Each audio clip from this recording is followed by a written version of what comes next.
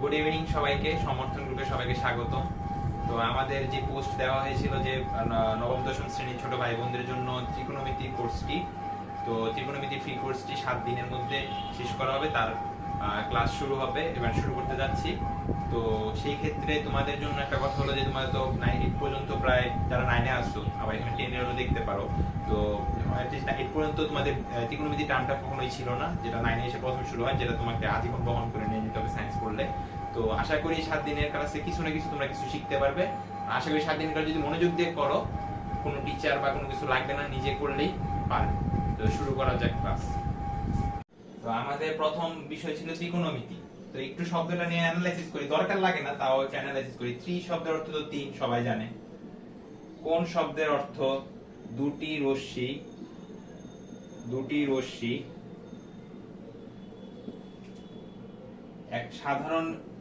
একটি সাধারণ বিন্দুতে মিলনের ফলাফল। একটি সাধারণ বিন্দুতে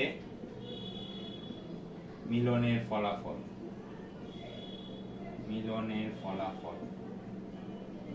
আর মিতি অর্থ পরিমাপ। তাহলে কি দাঁড়াইলো? 3টা কোণ পরিমাপ করা যায় যে জায়গায়, সেটাকে বলতেছি আমরা ত্রিকোণমিতি। তো 3টা কোণ, এখন কোণের সাথে সম্পর্ক কার? কোণের ভালো বন্ধু কে? কোণের ভালো বন্ধু হলো বাহু। এখন আমাকে কোণ জানতে হলে আগে জানতে হবে বাহু। তো এখন বাহু কোত্থেকে আসলো? তো আমরা বাহু কি, এখন যেহেতু 3টা কোণ পরিমাপ করা যায়, তার মানে অবশ্যই 3টা কোণ পরিমাপ করা যায়, মানে কি 3টা বাহু থাকতে হবে। তো 3টা বাহু দ্বারা আবদ্ধ ক্ষেত্রকে আমরা কি বলবো? অবশ্যই ত্রিভুজ। তার মানে কি ত্রিকোণমিতিটা মূলত কোন কাকে নিয়ে আলোচনা করে? ত্রিভুজকে নিয়ে আলোচনা করে। ও আরেকটা জিনিস বলি, এখানে কোণের সংখ্যাটা লিখছি দুটি রশ্মি একটি সাধারণ বিন্দুতে মিলনের ফলাফল। এই যে দুটি রশ্মি একটি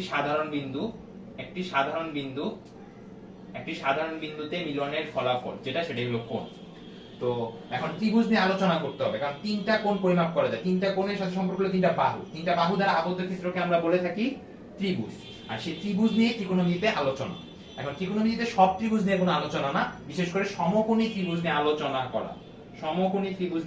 করা।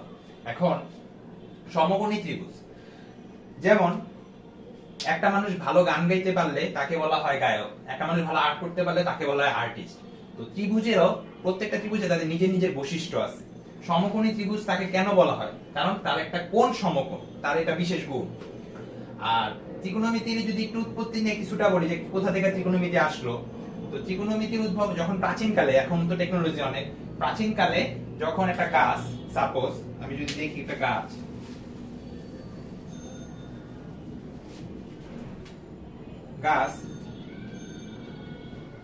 একটা মানুষ এখানে দাঁড়ায় আছে, সে এখানে দাঁড়ায়া গাছের ছায়াটা এখানে পড়ছে, সে এই ছায়াটা ব্যবহার করে এই গাছের উচ্চতাটা মেপে ফেলছে। কোন কি ইউজ করে? এই ত্রিকোণমিতি ইউজ করে। তখন কিন্তু এই গাছের উচ্চতা মাপার জন্য যন্ত্রপাতি ছিল না, সে ত্রিকোণমিতি ইউজ করে এখানে দাঁড়ায় গাছের ছায়া ব্যবহার করে ত্রিকোণমিতি ইউজ করে সে গাছের উচ্চতা বের করে ফেলছে মাটিতে দাঁড়ায়। তো সেটা কিভাবে পারছে? এই সমকোণী ত্রিভুজের জন্য পারছে। আর সমকোণী ত্রিভুজ নিয়ে কেন কাজ করা হয়? সমকোণী ত্রিভুজের অনেক বিশেষ গুণ আছে, এই বিশেষ গুণগুলো নিয়ে আমরা আলোচনা করি, তারপর আমরা ত্রিকোণমিতিতে যাইতেছি।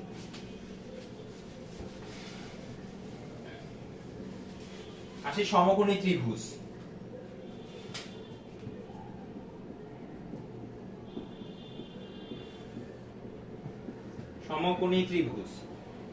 এখন মানুষের কি আছে বলতো? মানুষের হাত আছে, পা আছে। এবং সমকোণী ত্রিভুজেরও হাত আছে, পা আছে, মাথা আছে। যদি নরমালি ভাগ করি 3টা জিনিস, মাথা, হাত, পা। সমকোণী ত্রিভুজেরও 3টা পার্ট আছে। কয়টা পার্ট? 3টা পার্ট আছে।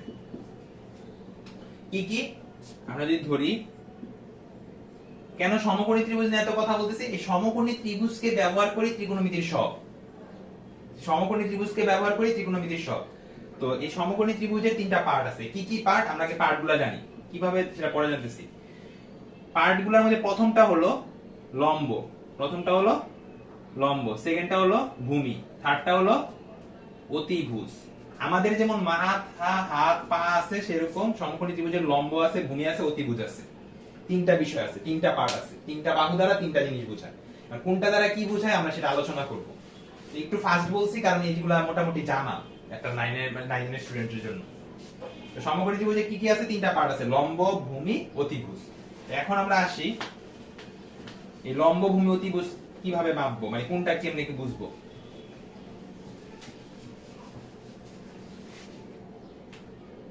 সমকোণী ত্রিভুজের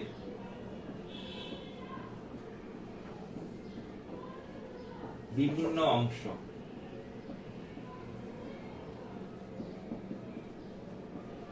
এ যদি সমকোণী ত্রিভুজ হয়, সমকোণী ত্রিভুজ কেন বলতেছি? তার একটা কোণ অবশ্যই 90 ডিগ্রি, একটা কোণ অবশ্যই 90 ডিগ্রি হলেই তাকে আমি সমকোণী ত্রিভুজ বলবো। সমকোণী ত্রিভুজের নামকরণ করি এ বি সি। তো এখানে কোন কোণটা সমকোণ? বি কোণটা সমকোণ। এখন বলতে পারো ভাই এইভাবে আঁকতে হবে ত্রিভুজ, সমকোণী ত্রিভুজ? না, এভাবে আঁকতে পারো। একটা কোণ 90 ডিগ্রি হতে হবে, একটা কোণ 90 ডিগ্রি হতে হবে, একটা কোণ 90 ডিগ্রি হতে হবে, একটা কোণ 90 ডিগ্রি হতে হবে অবশ্যই। বা এরকম হইতে পারে, অনেক ধরনের হইতে পারে, মানে একটা কোণ 90 ডিগ্রি হইলেই সেটাকে আমি সমকোণী ত্রিভুজ বলতেছি। তো এখন আমাদের কয়টা পার্ট জানা লাগবে? তিনটা পার্ট। কি কি আমি লিখি? এক, লম্ব, ভূমি, অতিভুজ। লম্ব, ভূমি, অতিভুজ, লম্ব, ভূমি, অতিভুজ, একবারে বেসিক থেকে আলোচনা করতেছি। তো এখন অতিভুজ কাকে বলে? অতিভুজ মনে রাখার সহজ টেকনিক হলো যেটা সমকোণ, সমকোণী ত্রিভুজে একটা কোণ সমকোণ হবে, সমকোণী ত্রিভুজে যেই কোণটা সমকোণ, যেই কোণটা সমকোণ, যেই কোণটা সমকোণ, সেই কোণের ঠিক বিপরীত বাহুকে আমি বলবো অতিভুজ। কি বলছি? যেই কোণটা সমকোণ সেই কোণটার বিপরীত বাহুকে আমি বলবো অতিভুজ। সমকোণের বিপরীত বাহুকে আমি বলবো অতিভুজ। এই কোণটা সমকোণ, সমকোণের বিপরীত বাহু, সমকোণের বিপরীত বাহু, মানে সমকোণ এখানে, তার বিপরীত বাহু এটা, তাহলে আমি তাকে বলবো অতিভুজ।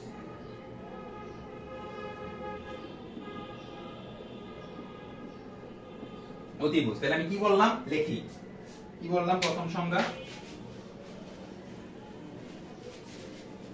অতিভুজ কি? অতিভুজ কি? অতিভুজ সমকোণের বিপরীত বাহু, সমকোণের বিপরীত বাহু, সমকোণের বিপরীত বাহুই অতিভুজ। দুইবার ভাববো না, সবার আগে আইডেন্টিফাই করব সমকোণী ত্রিভুজের বডির মধ্যে, সবার আগে যেমন মানুষের বডির মধ্যে মাথাকে আইডেন্টিফাই করি, সবার আগে পার্ট বের করব অতিভুজ কোণটা। অতিভুজ বের করার টেকনিক কি? যেই কোণটা সমকোণ হবে তার ঠিক বিপরীত বাহু, তার ঠিক, যেমন এ কোণ বিপরীত, এ কোণের বিপরীত বাহু বিসি, তার ঠিক বিপরীত বাহু অতিভুজ, তার ঠিক বিপরীত বাহু অতিভুজ। বি কোণের বিপরীত বাহু অতিভুজ, বি কোণের বিপরীত বাহু কি? এসি, তাহলে এসিটা হলো অতিভুজ, ঠিক বিপরীত বাহুটা হলো অতিভুজ। এখন একটা লাইন, এখন আমরা দেখি অতিভুজ নিয়ে ক্লিয়ার হলো কিনা বিষয়টা।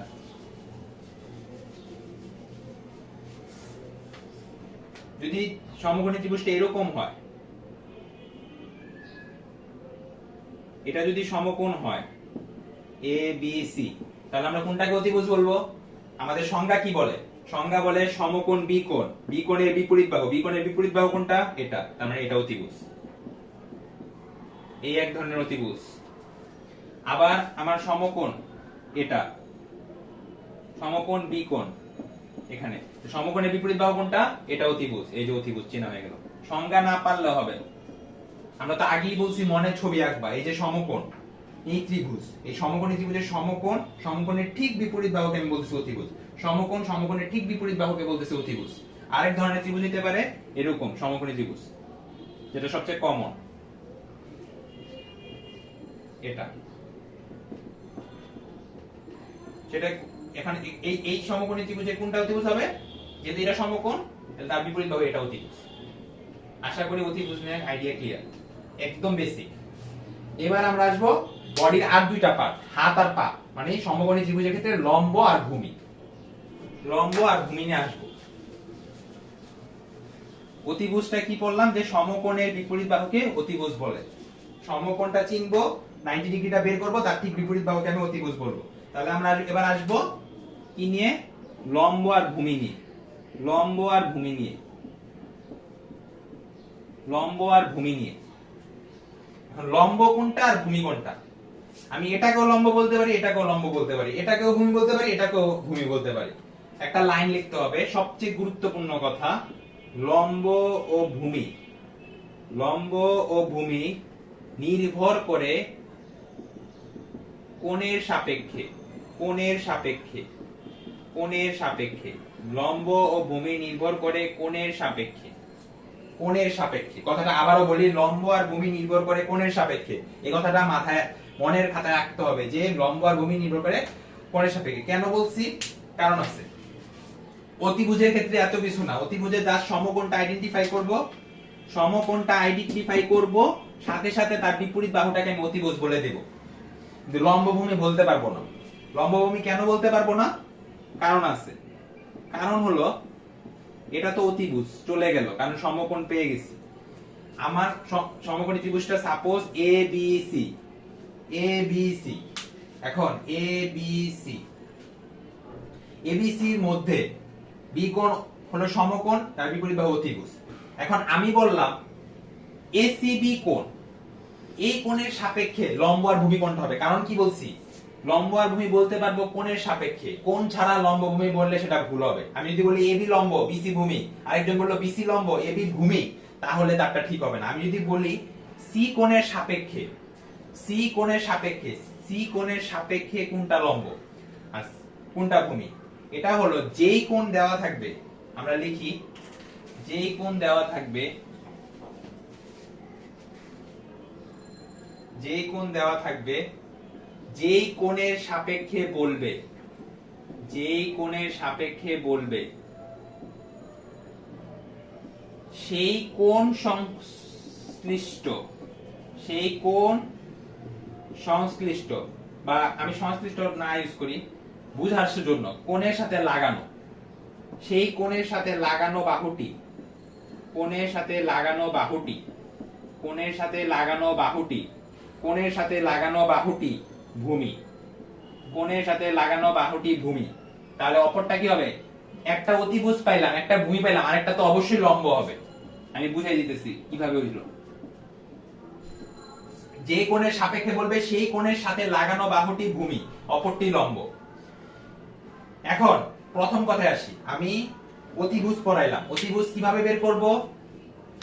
প্রথম কথায় আসি, এই ত্রিভুজটার ক্ষেত্রে অতিভুজটা আমি দেখা মাত্র সমকোণ পাইছি বি কোণ, সমকোণের বি কোণের অপোজিট বাহু কোনটা? বি কোণের অপোজিট বাহু এসি বাহু, বি কোণের অপোজিট বাহু কোনটা? এসি বাহু। তাহলে এসি বাহুটাকে আমি বলবো অতিভুজ, অতিভুজ। কাহিনী শেষ, অতিভুজের কাহিনী শেষ। এখন আমরা কাহিনী আসবো কই? লম্ব আর ভূমি নির্ভর করে কোণের সাপেক্ষে, কোণের সাপেক্ষে। তো কোন কোণের সাপেক্ষে? এখন আমাকে প্রশ্ন বলে দিবে সি কোণের সাপেক্ষে, ধরলাম আমি সি কোণের সাপেক্ষে, সি কোণের সাপেক্ষে বলছে লম্ব আর ভূমি বের করতে। তাহলে আমাকে কি করতে হবে? যেই কোণের সাপেক্ষে বলবে, যেই কোণের সাপেক্ষে বলবে, সেই কোণের সাথে, সেই কোণের সাথে লাগানো বাহুটি, লাগানো বাহুটি, এই যে লাগানো বাহুটি।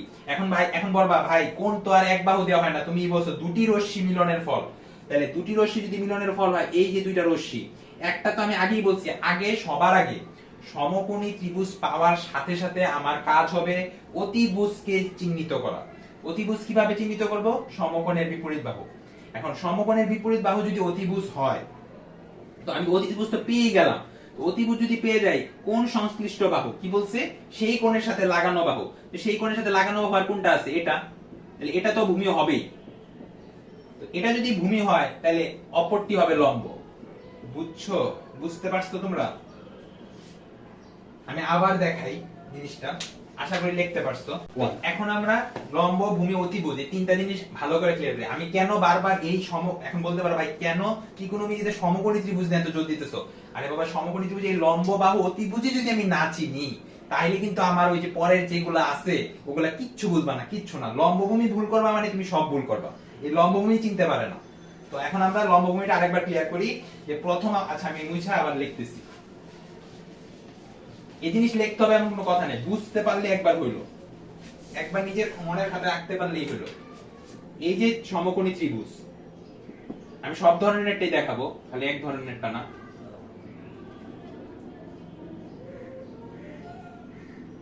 সমকোণী ত্রিভুজ। প্রথম কাজ কি, সামারি করি। প্রথম কাজ কি, আমার প্রথম কাজ কি, সমকোণী ত্রিভুজ দেখা মাত্র কাজ কি, আমি লিখি সমকোণী ত্রিভুজ দেখা মাত্র। দেখা মাত্র কি করব, দেখা মাত্র সমকোণ দেখব কোনটি, সমকোণ কোনটি। তারপরে কি দেখব, সমকোণের বিপরীত বাহু। সমকোণের বিপরীত বাহু, সমকোণের বিপরীত বাহু পেলে আমি কি পেয়ে যাব, এটাই অতিভুজ পেয়ে যাব। অতিভুজ পেয়ে যাব, মানে অতিভুজ। প্রথম কাজ সমকোণ দেখা, সমকোণের বিপরীত বাহুকে অতিভুজ বলা। তাহলে আমার ফার্স্ট কাজ কি, সমকোণ কোনটা এখানে, সমকোণ কোনটা এখানে, বিকোণ। সমকোণ কোনটা এখানে, বিকোণ। বিকোণের বিপরীত বাহু কোনটা, এসি। এসি এসি, তাহলে এসি কে আমি বলে ফেললাম অতিভুজ। আমার কাজ শেষ, আমার কাজ শেষ। ফার্স্ট সমকোণী ত্রিভুজ দেখলাম, সমকোণ চিহ্নিত করলাম, সমকোণের বিপরীত বাহু অতিভুজ দেখলাম। এখন আমরা চলি, আসি লম্ব আর ভূমি। এখন লম্ব আর ভূমি তো আমি এই ত্রিভুজ দেখে বলতে পারবো না এটা কি, কোনটা লম্ব কোনটা ভূমি। আমার ইচ্ছে হলো আমি এবি লম্ব বললাম, ইচ্ছে হলো বিসি ভূমি বললাম। এখন আমাকে প্রশ্নে বলে দিছে এ কোণের সাপেক্ষে, কি কোণের সাপেক্ষে, এ কোণের সাপেক্ষে। এই ত্রিভুজের জন্য এ কোণের সাপেক্ষে, এ কোণের সাপেক্ষে। এ কোণের সাপেক্ষে যদি বলে, বা যদি কেউ কম বুঝো, কম বুঝো, তাহলে বিএসি, এটাকে একবারে এ কোণ লেখা যায়, বিএসি কোণের সাপেক্ষে। তো বিএ কোণের সাপেক্ষে যদি হয়, তাহলে আমি ফার্স্ট কাজ কি করব, যেই কোণের সাপেক্ষে বলবে, যেই কোণের সাপেক্ষে বলবে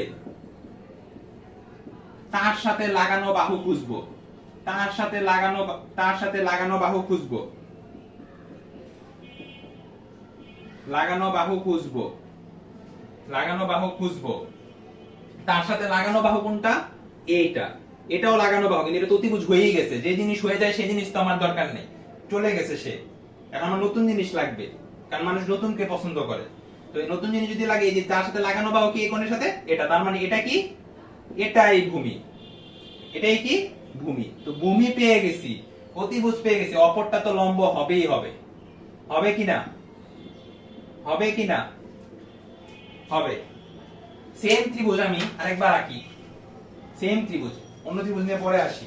সেম ত্রিভুজ, এই ত্রিভুজটা আমি আঁকি, সেম এ কোণ, বি কোণ, সি কোণ। কিন্তু আমি এবার বললাম কি, আমি বললাম কি যে এ সি বি কোণ লাগবে, এ সি বি কোণের সাপেক্ষে লাগবে, এ সি বি কোণের সাপেক্ষে লাগবে, এ সি বি কোণের সাপেক্ষে লাগবে। ফার্স্ট কাজ কি, সমকোণ চিহ্নিত করা। সমকোণ কোনটা, বিকোণ। সমকোণ কোনটা, বিকোণ। বিকোণের বিপরীত বাহু কোনটা, এসি। এসি কি, অতিভুজ। এসি কি, অতিভুজ।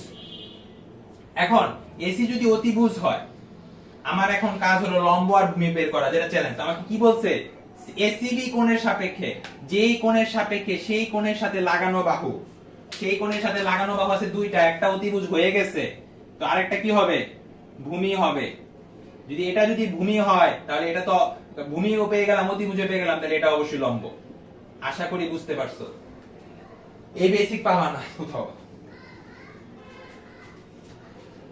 এটা যদি বুঝতে পারো, বাকিটা সহজ, বাকিটাতে কোথাও আটকাবা না, আমি বলতে পারি। এই বেসিক সহজে কেউ দেয় না। তাহলে আমরা একটা সামারি করে দেই, একটা ত্রিভুজ নিব, একটা ত্রিভুজের লম্ব, অতিভুজ, ভূমি বের করব। তাহলে আমাদের লম্ব, অতিভুজ, ভূমি চিনে ফেললাম। আমি যদি বডির হাত পা মাথা না চিনি, তাহলে হাত পা মাথা, মাথা দিয়ে কি করে আর হাত দিয়ে কি করে, পা দিয়ে কি করে, চাই না কি হবে, কোন লাভ হবে? পা দিয়ে যদি আমি খাইতে যাই তাহলে কি হবে, হবে না। তো আমাকে লম্ব, ভূমি, অতিভুজ চিনলাম না, আমি ত্রিকোণমিতি না মাতামাতি করলাম, তাহলে তো হবে না। ঠিক আছে, তাহলে আমরা একটা সামারি করে আজকের ক্লাস এখানে শেষ করে দিই। তো সেটা হলো, আশা করি বুঝতে পারছো। আর যদি কোনো সমস্যা থাকে, যেহেতু এটা রেকর্ডেড ক্লাস, যদি কোনো সমস্যা থাকে, যদি তোমাদের ভালো লাগে, যদি সমস্যা থাকে, তোমরা কমেন্টে বলতে পারো, সমাধান করার চেষ্টা করবো। যে ভাই এই জায়গাটা বুঝি নাই, প্রয়োজনে আরেকবার ক্লাস নিয়ে আমি বোঝানোর চেষ্টা করবো, যেহেতু এটা রেকর্ডেড ক্লাস। যে ভাই এই জায়গাটা আরেকবার বোঝানো দরকার, যদি ভালো লাগে, পারলে তো ভালোই। আচ্ছা, এবার একটু অন্য টাইপের ত্রিভুজ নেই, এটা তো নিছি কমন। তুমি কোথাও আটকাবে না। আমার তিনটা কাজ যদি মনে রাখো, তুমি যেভাবেই সমকোণী ত্রিভুজ আঁকুক, যেভাবেই সমকোণী ত্রিভুজ আঁকুক, তুমি আটকাবে না। কিন্তু কোণের সাপেক্ষে লম্ব ভূমি ডিপেন্ড করে, আমি আবারও বলি, এটা কিন্তু অনেকে ভুল ধারণা, যে অতিভুজটা বের করে বলে যে এটা লম্ব এটা ভূমি, তো আমি তো ইচ্ছা মতো এটা বলতে পারি না। তো এখন আমার প্রশ্ন যে কোন বিএসি এর সাপেক্ষে, কোন বিএসি সাপেক্ষে তোমাকে কি বের করতে হবে,